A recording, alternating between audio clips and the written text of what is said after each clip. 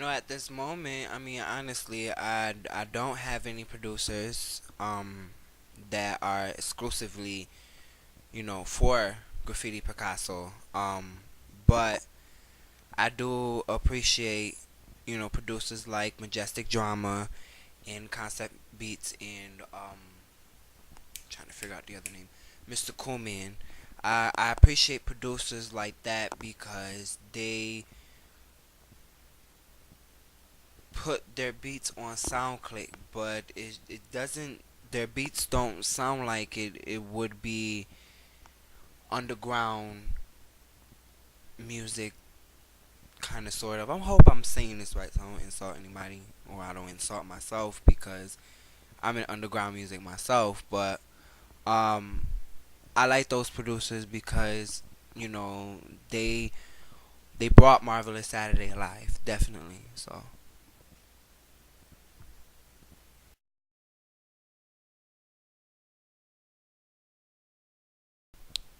Marvelous Saturday basically is an expression of my youth and the lessons that I'm learning, being young and growing up and living life and learning. Um, I also kind of entertain my inner child, so to speak, but at the same time, I was very mature on the album. Um, but what inspired the title? Um, just me being a little kid and watching cartoons on Saturday. Um,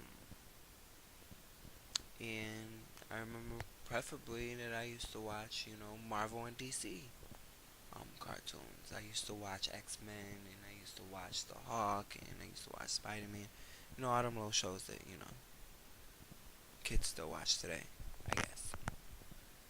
I don't know. It's been such a long time since I watched cartoons, but my point is, I really wanted to be animated in this album, but I wanted to be authentic as well. And the day that I really get to spend the most time with myself is on a Saturday.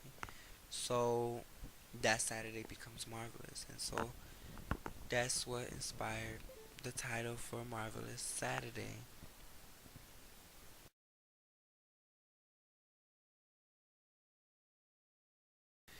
My favorite song off of Marvelous Saturday will have to be between Kill My Spirit and God Love.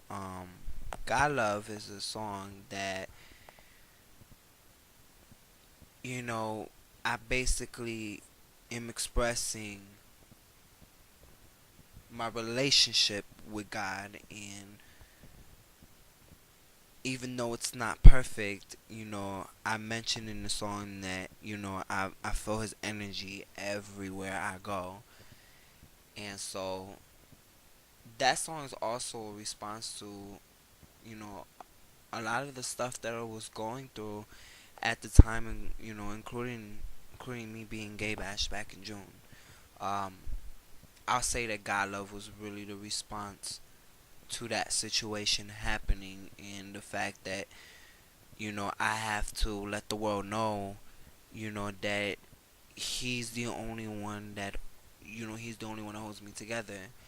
And in the song "Kill My Spirit," the song is about a gay dude and how he tries to be there for his best friend who is going through an abusive relationship, kind of, sort of, or if she's not going through an abusive relationship, she's going through a relationship where she's being underappreciated. And so in this song "Kill My Spirit," the gay dude shows the female how to do it, how to have confidence. And so that's what, when I came up with that concept and when I heard the song, when I finished recording it, I fell in love with it because it was just real. And then of course there's the song "Just Do It." I mean, I think that's I think that's pretty much a good handful of people's favorite song right there. It's Just Do It. But my favorite songs is Kill My Spirit and God Love.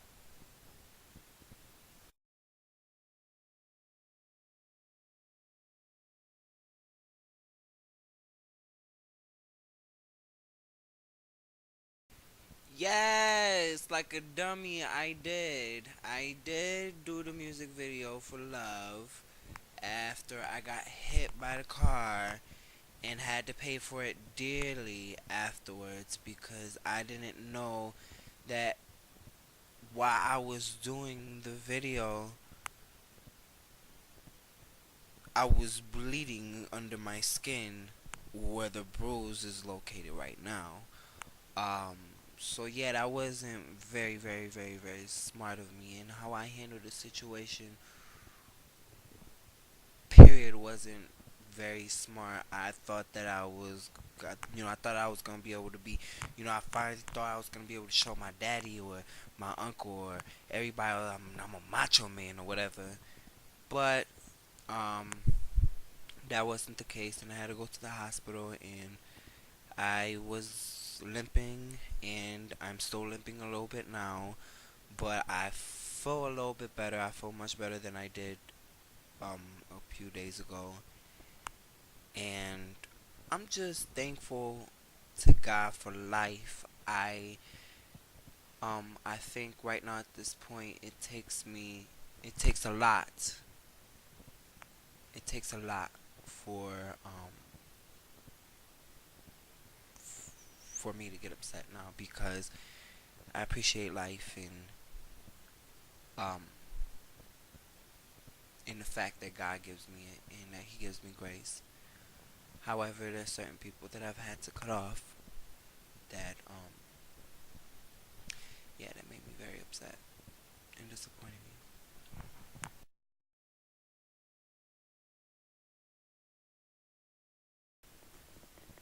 me. Hell no. He wasn't there at all. At all he wasn't there. Don't know what he was doing while I was at the hospital. Um I did wait till the next day to go, but I still went to the hospital. And so yeah, he didn't show up. And when I was talking shit about it and when I was expressing how I felt about him not being there, he blocked me. So funny to me because we done been through stuff even before I got gay bashed, and he didn't block me and shun me out of his world. Then they come to find out a couple days later, he got a new boyfriend. Congratulations, kudos. You understand what I mean? But it's funny because he was talking in his video that he wound up showing me a preview of um, just in case he tries to be slick and not show what he said about me in his movie because of this interview. Whatever, do you? But he said in his movie that he didn't really trust my loyalty as far as he was concerned, or some shit like that. Quite honestly, I was more loyal to him than he was to me. And on a future episode of Royalty versus Loyalty, I'm going to reveal that. You understand what I mean? I'm not gonna reveal too much because I look out for the man's reputation, and I don't want to say I have respect for. I don't got no respect for him anymore. I don't have no love. I don't have any respect for him. But yeah, I think anybody he should be questioning about loyalty is himself because his best friend was at the hospital, and the only thing he was found doing was probably responding to the comments that he got on his picture on Facebook. So yeah, he wasn't there for me at the hospital. The only people that were there at the hospital um, was Narita and her friend, and As far as Visceral goes, he was there for me at the hospital when I got gay bashed, and I didn't really tell him that I was at the hospital this time. Don't know why I didn't make the decision to do that, but sometimes we make the decisions to, you know, sometimes we make decisions that we don't even think of, which I'll admit happened when I broke up with MDG a couple of times, but at the same time, I didn't have to question his loyalty. I know he wasn't going to be there for me for good. I knew that the only reason why he was being there for me um, was so that he had something to say about it. So he had something else to brag about. So that he has something else to, kind of grab that attention to him, so to speak. Oh well, shit happens, I guess.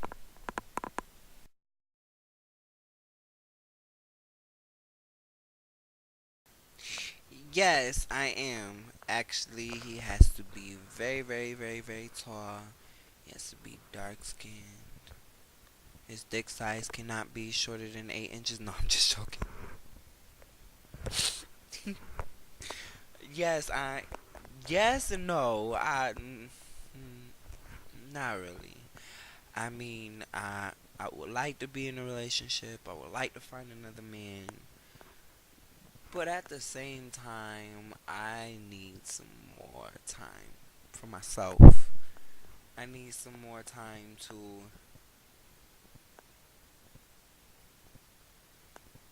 set together what my options are for me. What do I want in a relationship? Rather than settling for less. Because I felt like that's what I've been doing pretty much my whole life, is settling for less. As far as relationship goes, if I was to ever find that one, I would want a man who loves hip hop like me. I would want a man who would teach me how to play basketball or something, and not get impatient and frustrated with me. I want a man who could see my attitude and just be like, that's nothing. You understand what I mean? I want a man with a backbone, and it's pretty difficult to find, but I guess it'll come to me when the time is right. I don't think that the time is now, unfortunately. Unfortunately, yet fortunately for me, because I get to focus more on myself. Yay!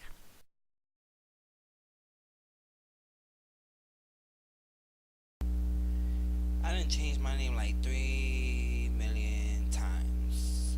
First, my name was Little Kevo, then it went from Little Kevo to Kevo Bonds, then it went from Kevo Bonds to just Lil Pinky, and then it went from Lil Pinky to Pinky Steffens, and then from Pinky Steffens back to Lil Pinky, and then back to Pinky Steffens, and then I think it was finally when I was just tired of me just trying to portray the sexy image, and that's not just me. There's more to me than just that. So, um, that played a part in it, and also, me visiting New York City for the very first time in my life, a couple years ago. It was during a bad timing though, because my father's godmother had just passed away. Um, all I remember was me going through, depression at that time, when I was in New York City, and as we're riding through Brooklyn, as we're strolling through Brooklyn, I see all this graffiti, and when we go through the Bronx, I see all this beautiful graffiti, which Brooklyn to me had the best graffiti in my opinion. Um, and it just was beautiful to me. And when I think of Picasso, I think of fine art, and so that was the challenge for me, to create good, fine urban art. And so that's when when I decided that I would name myself Graffiti Picasso. Alright, like I was saying, son, to all you little bitch ass niggas out there who don't know why the fuck I'm wearing this shit in my face, nigga, I don't give a fuck. I show my fucking face. Like I said.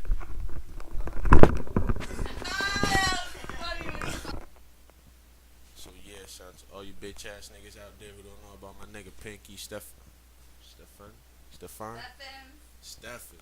That's the shit. That's the shit. Superdome. Oh yeah, my bad. Superdome Stefan, nigga. The realest nigga out there, son. Swear to God, nigga needs to rise from the dead. R.I.P. Tired of wasting all them 40s, nigga. I just want to drink them and enjoy their music, son. Fuck this shit. Even know my level flight 17. Been writing my own shit since 17.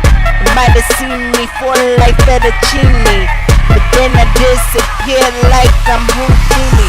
But then I came back, I went hard, I went hard, I went hard.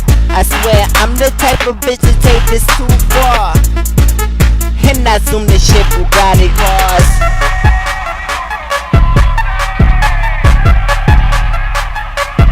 Nigga,